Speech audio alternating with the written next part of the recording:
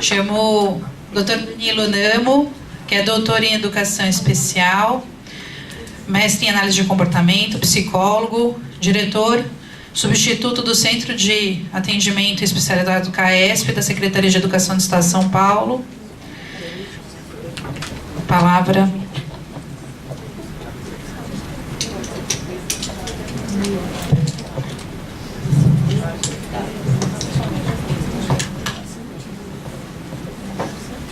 Bom dia a todos. Eu vou falar um segundinho fora do microfone, porque se tiver alguma outra pessoa aqui no auditório com deficiência visual, para me localizar. A gente que não enxerga, claro que a fonte sonora é muito importante. E muitas vezes, quando a gente vai nas apresentações, as caixas de som elas ficam distantes da onde o palestrante está falando, e daí a gente fica olhando para a caixa de som. Tá bom? Por isso é que eu falei um pouquinho fora do microfone. Apesar da disposição do auditório ser óbvia, né, as pessoas que falam ficam bem à frente de quem está sentado, é sempre bom, já que a gente está, né, promovendo eu vou chamar de uma reunião aqui, né, de educação inclusiva, educação especial na perspectiva da educação inclusiva. Eu acho legal a gente ter essas práticas, intérprete de Libras, tudo isso é muito importante. A minha fala aqui, gente, vai ser fundamentalmente uma reunião da fala da professora Keisiane e da doutora Renata. Não coincidentemente essa mesa foi composta dessa maneira, porque na minha percepção, e acho que não só na minha, de todos nós, a interlocução, a conversa, a troca entre todas as instâncias que lidam com a educação, nesse caso a educação especial, é fundamental. Ouvir a academia, ouvir o poder público, ouvir a Secretaria de Educação, quem é responsável pela instituição de uma política nas escolas estaduais, é sempre muito rico. A gente fica muito satisfeito de ouvir que existem soluções e, claro, que há muitas dificuldades, todos nós sabemos disso. Então, para começar, eu gostaria de complementar um pouco o que a doutora Renata falou, quando ela fez aquele levantamento histórico, aquele bastante preciso e bem objetivo sobre a educação especial. Tudo que permeia a fala da doutora Renata, né, a resolução de a declaração de Juntién, de Salamanca, da Guatemala de 99, a Convenção sobre os Direitos da Pessoa com Deficiência, antes disso um pouco a nossa Constituição Federal, a LDB, a Lei Brasileira de Inclusão, todo esse arcabouço teórico, arcabouço legal que a doutora Renata citou. O contexto disso, na minha percepção, é um contexto de mudança. É claro que todo o processo de mudança ele requer muita atenção e investimento constante, porque se uma coisa está mudando, ela está no gerúndio, ela não está pronta, e se ela não está pronta, a gente não sabe ao certo aonde a gente quer chegar.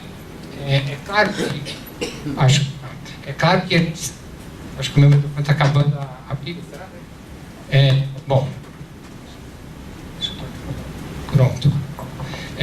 Claro que a gente tem um objetivo, que é incluir todos os alunos na escola regular, ponto. Isso é um objetivo maior, uma meta a ser cumprida. No entanto, por ser um processo histórico, esse objetivo ele está em andamento. Tanto é que um documento muito importante, que a doutora Renata citou, inclusive, do Ministério da Educação, é de 2008, de janeiro de 2008. Na verdade, ele vai fazer agora, né, janeiro de 2018, 10 anos, uma década. Mas o nome desse documento é Política Nacional de Educação Especial na Perspectiva da Educação Inclusiva. Ou seja, sabemos que não estamos numa educação ainda inclusiva, infelizmente, mas a nossa perspectiva tem que ser essa. Mas o caminho que a gente percorre é o que a gente está construindo. Para que a gente chegue na educação inclusiva, nós já passamos por alguns estágios, e são estágios criados didaticamente, né? Na verdade, eles não existiram institucionalmente, mas eles são criados didaticamente. A gente passou por um estágio, sim, de exclusão, onde as pessoas com deficiência sequer tinham direito à vida, né? Ou muito menos a participação na sociedade. Um estágio, eu estou chamando de estágio, mas historicamente, se tiver professor de história aqui, vocês me perdoem, mas eu falo estágio simplesmente porque é a palavra que me vem à cabeça. Uma etapa, um momento, um estágio de segregação, onde essas pessoas elas não eram excluídas da sociedade, não eram mortas mais, não eram eliminadas, mas elas estavam totalmente à parte dessa sociedade.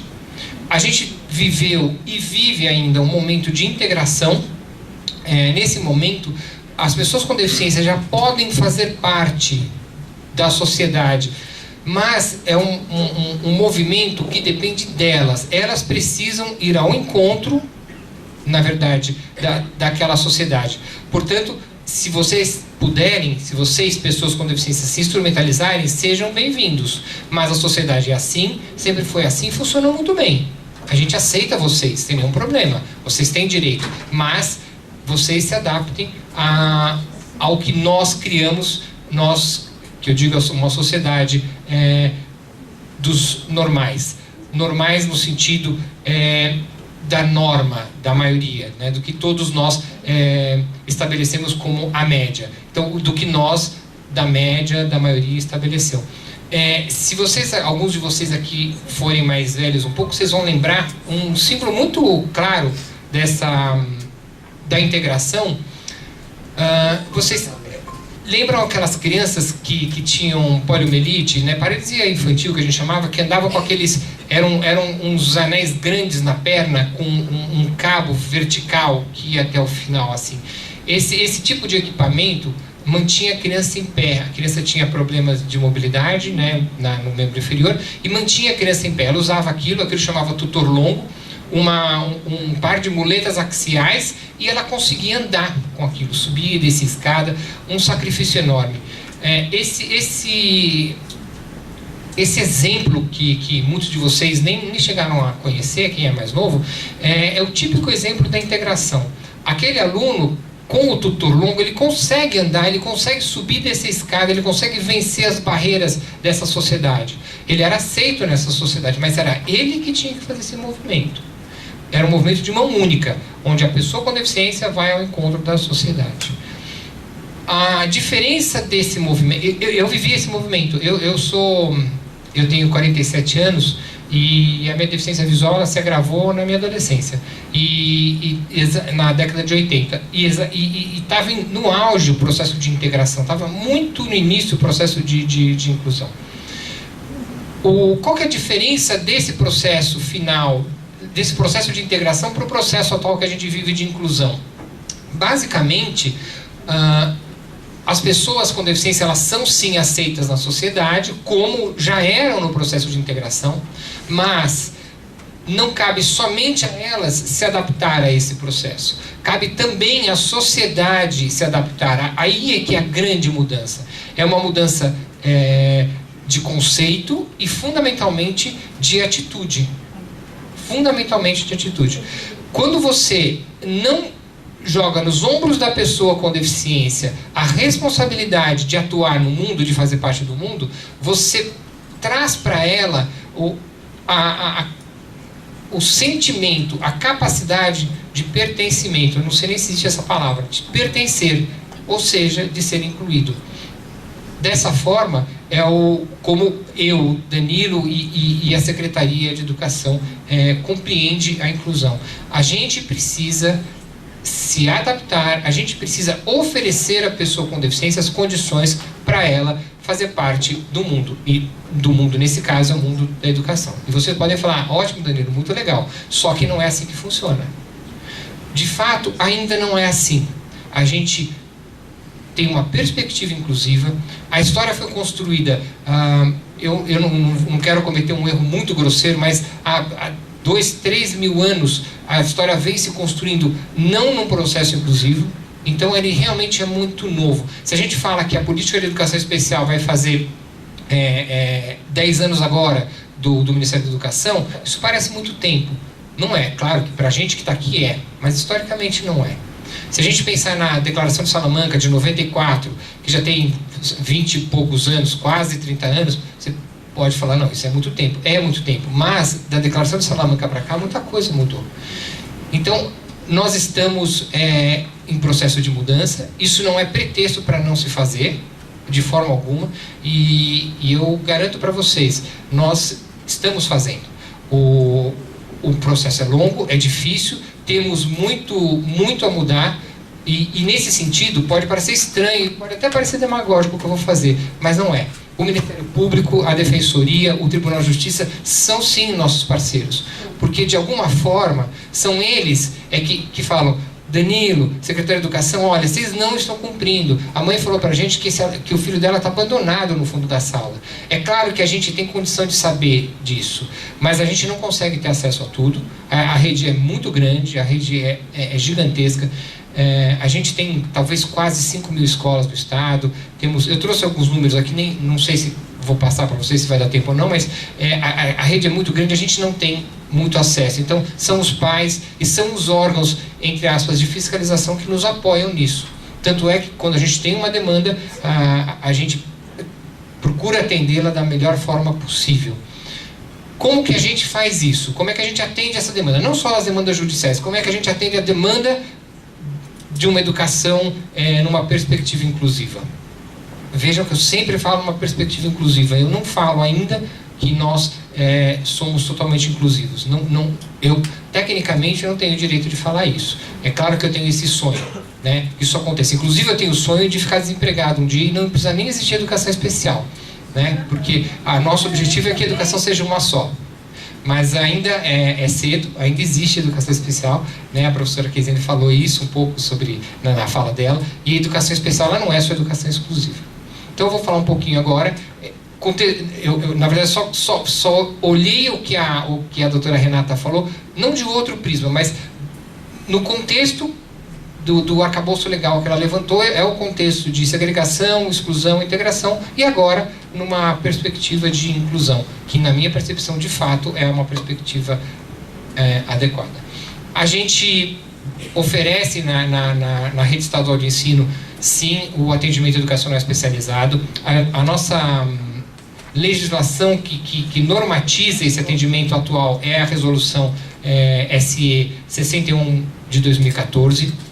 A professora Rosângela Valim, que é a nossa coordenadora, que veio representar o Dr. Renato Nalini, já falou que essa resolução está sendo revista. Na verdade, ela está, tecnicamente, ela já está pronta, ela já foi totalmente modificada e foi compartilhada com a rede estadual, a rede que eu digo, a gente tem na Secretaria 91 diretorias de ensino, tendo visto o tamanho do estado de São Paulo. Então são diretorias regionais de ensino que cada uma tem jurisdição sobre uma região. Para vocês terem ideia, aqui na capital a gente tem 13 diretorias e as demais diretorias espalhadas pelo estado. Então essas diretorias receberam uma minuta dessa resolução, os supervisores e os professores coordenadores do núcleo pedagógico e toda a diretoria opinaram sobre essa resolução, sobre as alterações, sobre o que a rede gostaria que fosse mudado na resolução, e a gente,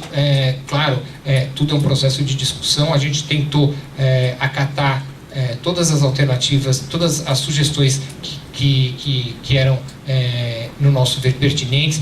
Discutimos essa resolução exaustivamente na FIPESP, junto com todo o grupo da FIPESP e com todo o nosso corpo técnico também na secretaria, obviamente. A chefia de gabinete, né, a consultoria jurídica, todo mundo está participando dessa construção coletiva, que não é fácil você normatizar uma rede do tamanho da rede estadual de São Paulo. Bom, então, atualmente é 61, e a gente tem um atendimento educacional especializado nas salas de recurso, que funciona muito parecido como o que a professora Keizane falou. A diferença, na verdade, dos municípios, quando a professora citou os municípios que fizeram parte da pesquisa dela, a diferença é que a gente não atende em salas de recurso multifuncionais. O nosso atendimento, ele é por área não é da deficiência, porque também tem de altas habilidades, mas é por área do público-alvo da educação especial. O público-alvo, a maioria de vocês sabe, são os alunos com deficiência, com transtornos globais do desenvolvimento, que hoje nós chamamos de transtorno do espectro autista, e os alunos com altas habilidades de superdotação. esse atendimento na sala de recurso, no estado de São Paulo, nas escolas estaduais, eles são por área da deficiência, eles não são atendimentos multifuncionais.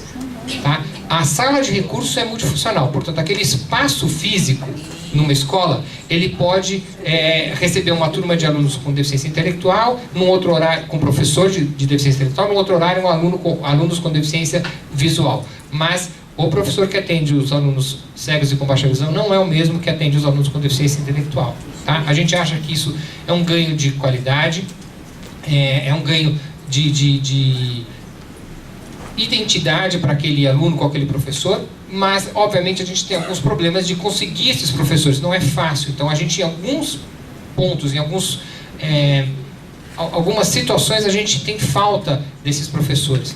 Eu estava até conversando no comecinho da minha fala com a Márcia, que trabalha voluntariamente, até numa escola estadual, e ela me cobra sempre, olha, naquela escola não tem sala de recurso, e muito provavelmente, eu até falei com ela, já passei para a diretoria de ensino essa demanda, é porque não encontraram um professor para atender naquela sala de recurso. Isso é uma questão que cabe a nós, a secretaria, resolver, mas é um fato que existe.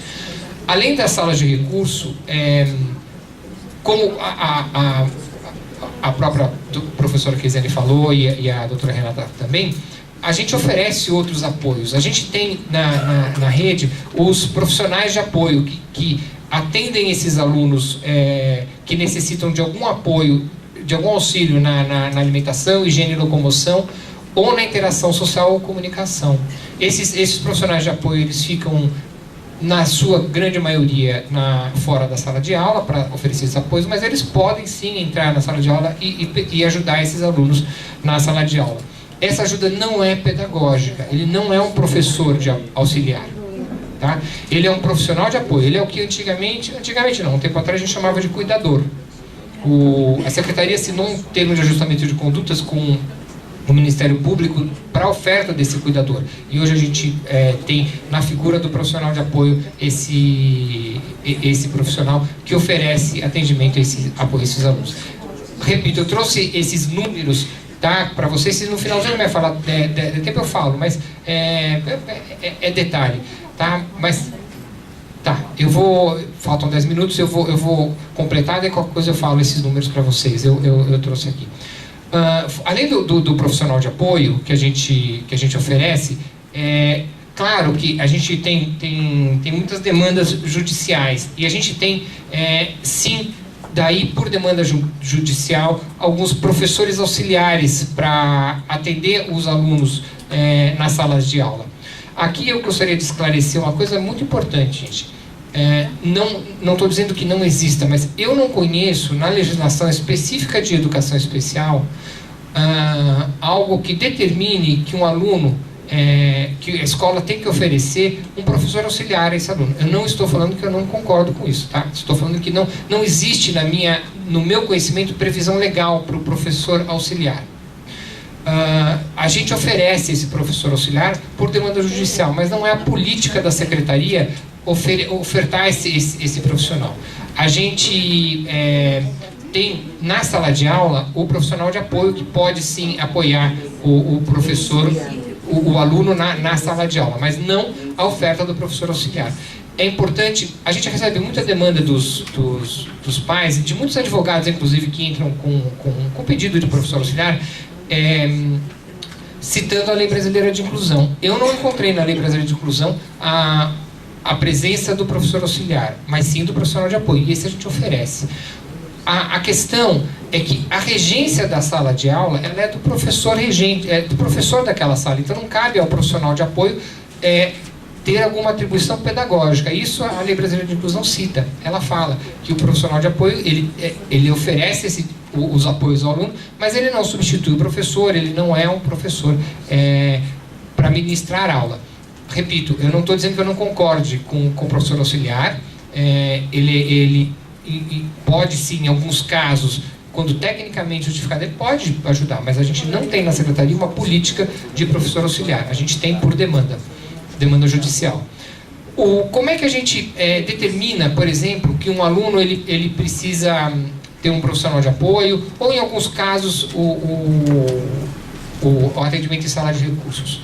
Normalmente, a gente oferece para o aluno, quando ele tem uma deficiência física, e essa deficiência não é uma deficiência que fique óbvia a necessidade de apoio na higiene, alimentação e locomoção, a gente oferece uma avaliação multiprofissional. A gente tem uma fundação que nos presta serviço e que faz essa avaliação multifuncional, multiprofissional. São psicólogos, fonoaudiólogos, terapeutas ocupacionais e psicopedagogos que fazem essa avaliação e ajudam na determinação desse aluno se ele precisa ou não desse profissional de apoio, ou por período determinado ou por um período, ou longo período, né, ou período indeterminado. Claro que tem casos que não é necessário que se faça uma avaliação multiprofissional para se determinar. Um aluno tem uma patente dificuldade de higiene, alimentação e locomoção. Mas nos casos que tem dúvida a gente oferece. Para os alunos com outras deficiências, deficiência visual, auditiva, deficiência física, que não seja uma deficiência múltipla, por exemplo, a gente tem uma avaliação pedagógica que a gente faz naquele aluno para determinar se ele precisa do apoio da sala de recursos ou não. É importante, eu acho que foi a professora Keiser que falou, sobre a obrigatoriedade de um laudo médico para inserir um aluno na sala de recursos. Na nossa resolução 61, a gente solicita sim esse laudo médico, né?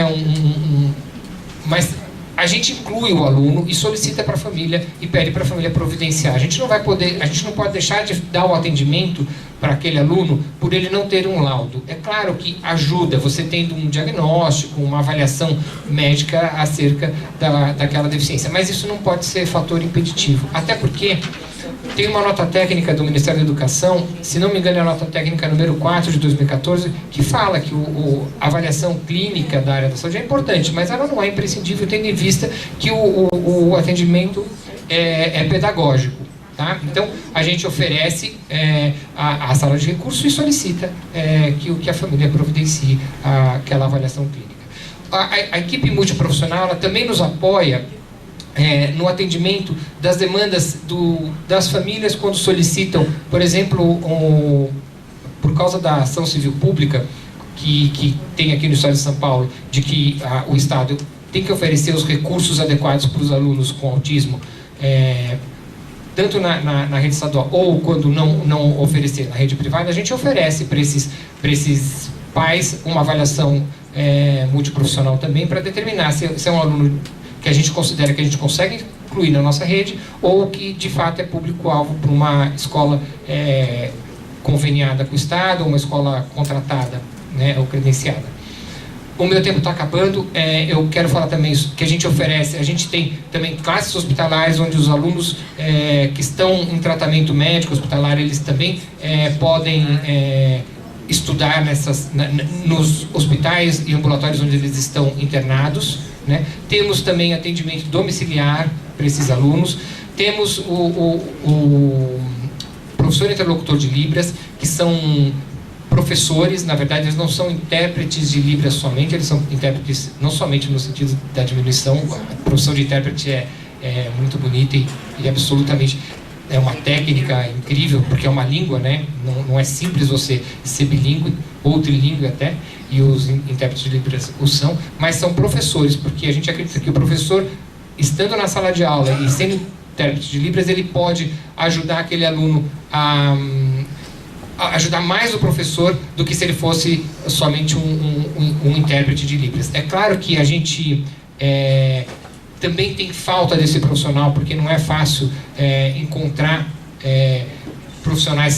professores capacitados em Libras para fazer esse atendimento. Então, a gente tem falta e, às vezes, uma pouca qualificação desses professores, né? Por fim, para encerrar minha fala, então, eu vou falar só alguns números, só para vocês terem ideias. A gente tem, em salas de recursos no Estado, 17.363 alunos em salas de recursos, sendo atendidos nessas salas de recursos que eu falei para vocês, que não são multifuncionais, são por áreas, tá? A gente tem ainda no Estado, muito poucas, mas a gente tem o que antigamente se chamava de classes especiais, que hoje a gente chama classes regidas por professor especializado. A gente tem só 34 dessas classes, porque realmente a nossa perspectiva é inclusiva. Já tivemos mais de 1.000, para vocês terem ideia, hoje temos só 34. e que atende 454 alunos no estado inteiro, com algum tipo de deficiência, que são deficiências que não se beneficiam naquele momento da inclusão no ensino regular. Deixa eu ver se tem alguma... A gente tem aproximadamente 64.700 alunos público-alvo de educação especial na rede estadual, né? E temos 4.652 turmas de salas de recursos, porque uma coisa são os alunos, né, e outra coisa são as turmas, porque as nossas turmas elas podem ser de 1 até 5 alunos nas salas de recursos. Por fim, deixa eu ver aqui, professores interlocutores de Libras, a gente tem 1.367, tá? E profissionais de apoio, deixa eu ver aqui se eu tenho, 3.789, que atende 5.597 alunos, que são aqueles cuidadores que eu falei para vocês. Tá? Por fim, eu só queria encerrar a minha fala agradecendo, claro, a atenção de vocês e o convite para estar aqui agora, e dizer que, na minha percepção, nunca a questão da falta de inclusão pode ser atribuída ao aluno. Lembra que eu falei da inclusão ser um processo de mão dupla? É verdade, eu acredito nisso. O problema não é da aprendizagem do aluno, é da nossa ensinagem. Acho que a gente vive esse momento de transição, mas o nosso objetivo é aprender a ensinar todos os alunos, porque eles têm direito de ter acesso, permanência e aprendizagem, obviamente, na escola. E eu trabalho já há muitos anos na Secretaria de Educação e eu quero realmente ver um dia em que todos esses alunos possam estar incluídos na rede regular de ensino. Tá bom? Muito obrigado.